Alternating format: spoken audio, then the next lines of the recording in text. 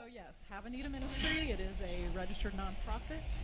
I founded it as a Facebook group in Miami in 2015 and in 2022. Our nonprofit does have a 501c3. We're registered with Candid and Golden Transparency. So this is a little bit about me, and my family is in Miami. My family's in Miami. I have 2 daughters, 2 grandsons now. Please vote for him. He's going to win. His name is Jordan.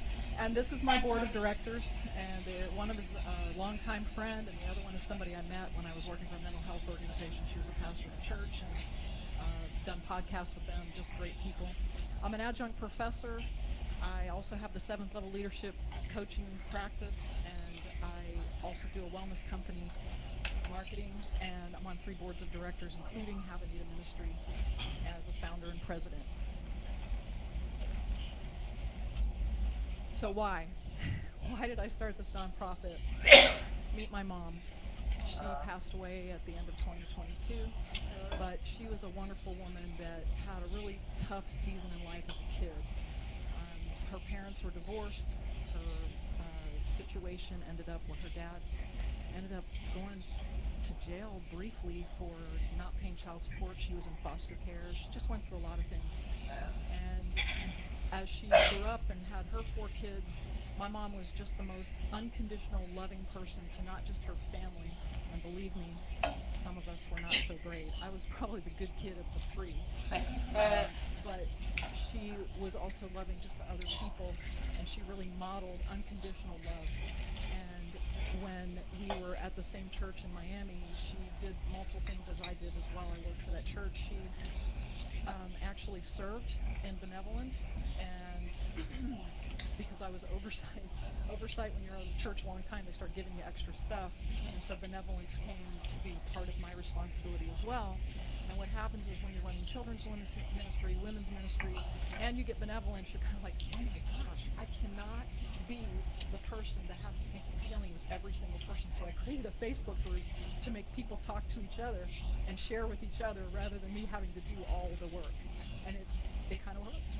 And so the reason I came up with the phrase Have.A.N.E Ministry is because I remember being a teenager and going to 7-Eleven, and there was that little cup that had the penny, and it said, if you need a penny, take a penny, have a penny, leave a penny. And so I came up with Have.A.N.E Ministry because that's really true sharing.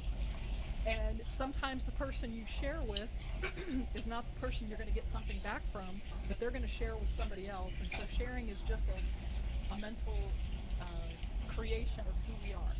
And that's something that I just want to encourage in this nonprofit. And there's some core values that I thought were very important to talk about when you're dealing with sharing. The first is communication. So good communication ensures we give and take of information.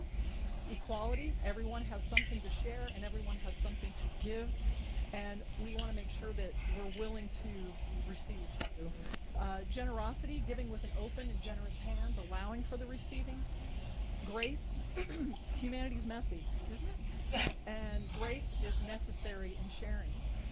Healthy boundaries, so respect for personal boundaries is vital to building trust and sharing. Safety, so caring and sharing includes safety, giving only for beneficial purposes. We don't want to be giving drugs to somebody. That's not the kind of sharing I'm talking about. And stewardship. Stewardship affirms ownership, which is a temporary responsibility on earth. There is nothing that we own that we will take with us.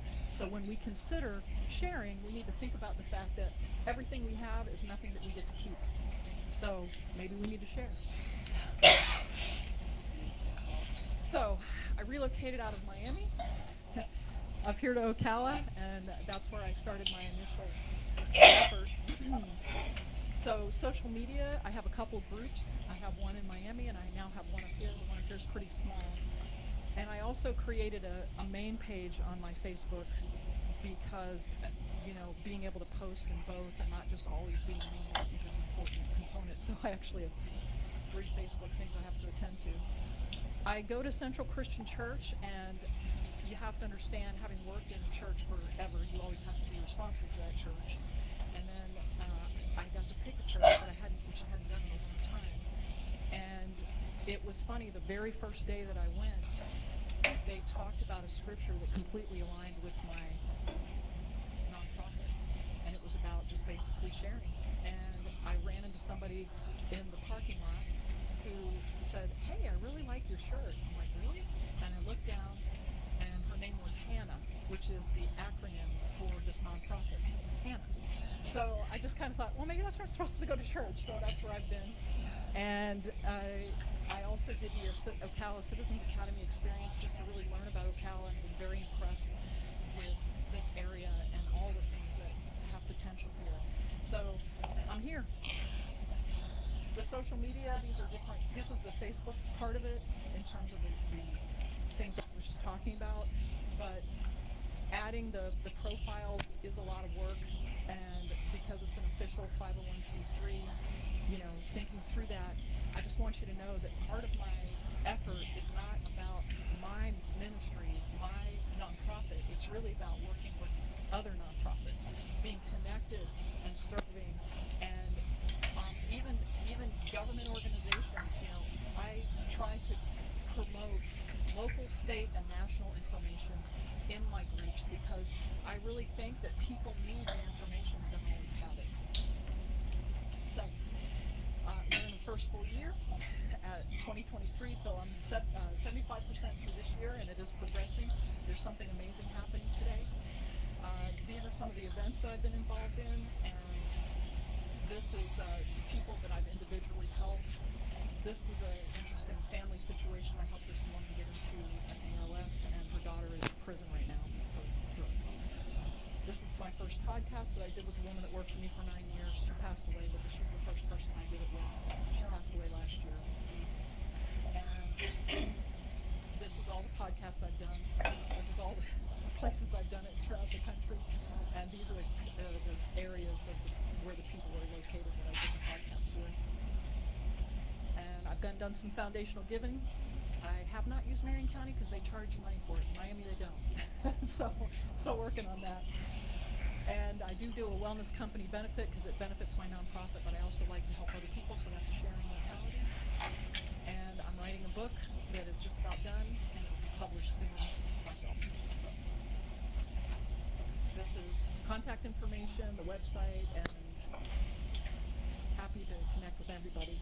And just to let you know, the colors that I picked are based on orange being optimism, yellow being positivity, and nature being harmony and prosperity.